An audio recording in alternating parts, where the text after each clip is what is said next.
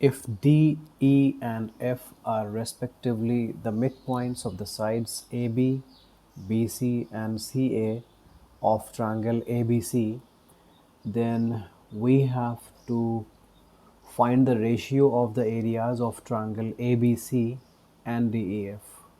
Okay, so पहले तो मुझे कोई ट्रायंगल लेना है ए बी सी। मैंने ये ट्रायंगल ले लिया है ए बी सी।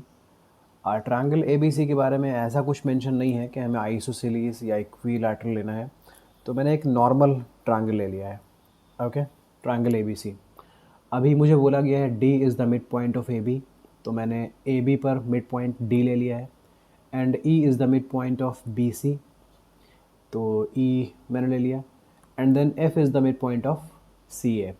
ओके, अब पूछा मुझसे ये गया है कि what is the ratio of the areas of triangle D E F. D E F कोई ट्रायंगल बनेगा if you join D and E, E with F and F with D. तो आपको ये ट्रायंगल दिख रहा है, triangle D E F. You have to find the ratio of the area of this triangle D E F and इस पूरे triangle का area. Okay, आपको एरिया फाइंड करने की ज़रूरत नहीं है, एरिया का रेशियो फाइंड करना है। तो चलिए शुरू करते हैं इसको। तो पहले हम ये देखते हैं कि क्या ये triangle A B C and ये छोटा ट्रायंगल डी ई एफ, क्या ये ट्रायंगल सिमिलर है। ओके, तो आपने क्लास 9th में मिड पॉइंट थ्योरम पढ़ी होगी, तो ज़रा उसको रिकॉल कर लेते हैं मिड पॉइंट थ्योरम को। आप प्लीज़ सी, हमने ए सी का मिड पॉइंट ले लिया है एफ एंड बी सी का मिड पॉइंट ले लिया है ई। सो क्योंकि आपने एफ को मिड पॉइंट लिया है ए सी का एंड ई को मिड पॉइंट लिया है बी सी का, तो इन दोनों मिड पॉइंट्स को जब आप ज्वाइन करोगे ना, तो आपको एफ ई मिलेगा। तो ये जो एफ ई होता है, ये ट्रायंगल के थर्ड साइड मतलब ए बी के पैरेलल भी होगा एंड ये ए बी का हाफ भी होगा, ए बी का हाफ भी होगा। एक बार फिर समझिए, आपने ट्रायंगल ए बी सी में ए सी का मिड पॉइंट लिया, बी सी का मिड पॉइंट लिया। ओके, हमने ए सी और बी सी की बात की है ना, तो इनके मिड पॉइंट्स को जब ज्वाइन करेंगे, तो जो ये थर्ड साइड है, ए बी की बात अभी आप नहीं कर रहे थे, ये थर्ड साइड माना जाएगा। तो थर्ड साइड के एफ ई पैरेलल भी होगा और हाफ भी होगा। This is known as mid point theorem. I guess it is clear.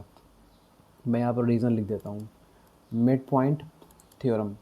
अभी देखिए, मुझे पता चल गया कि ये जो एफ ई है ये ए बी के पैरेलल है, ये दोनों आपस में पैरेलल हैं। ओके, ये दोनों आपस में पैरेलल, और ये इसका हाफ भी है, एफ ई ए बी का हाफ है।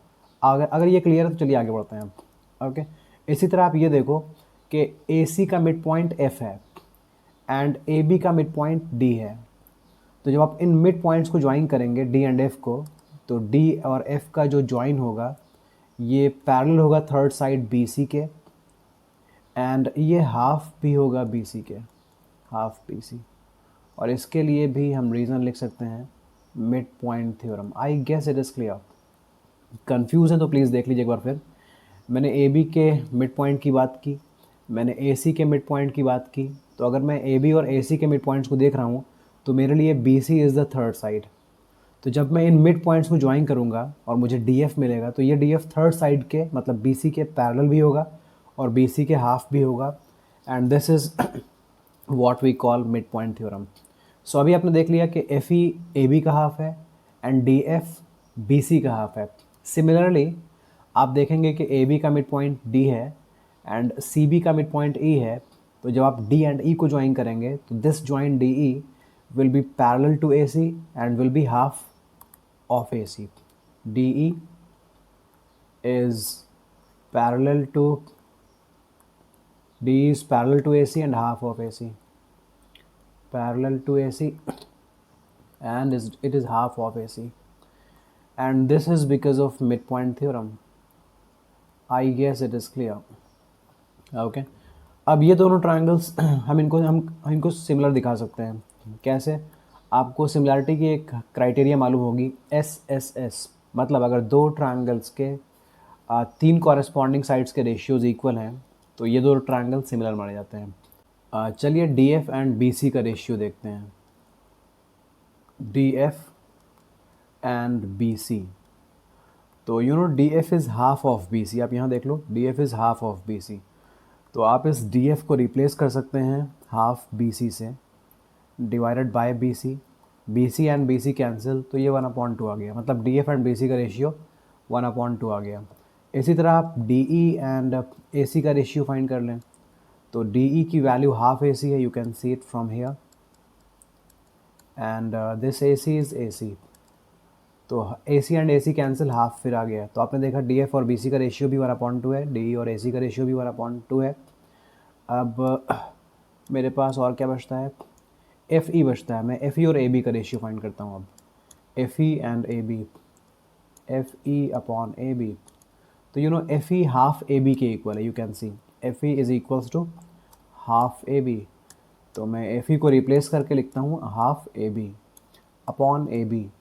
ए B and A B have got cancelled, so 1/2 is left. तो आपने देखा इन दोनों ट्रायंगल्स में D E F and A B C में साइड्स के रेशियो सेम है, सो ये दोनों ट्रायंगल्स सिमिलर है। ओके, तो हम लिखेंगे triangle A B C is similar to triangle.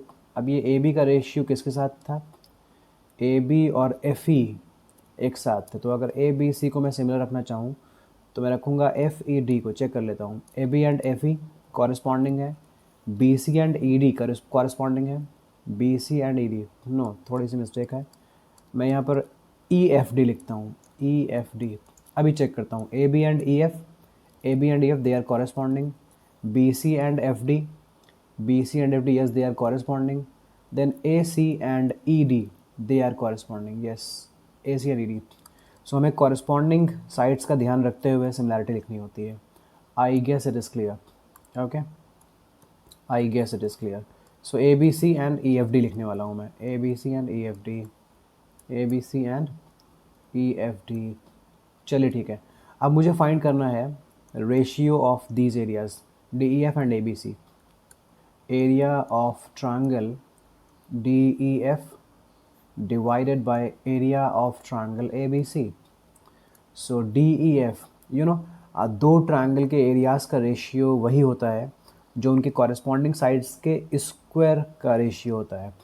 तो मैं यहाँ पर DEF में लिख सकता हूँ EF अपॉन AB।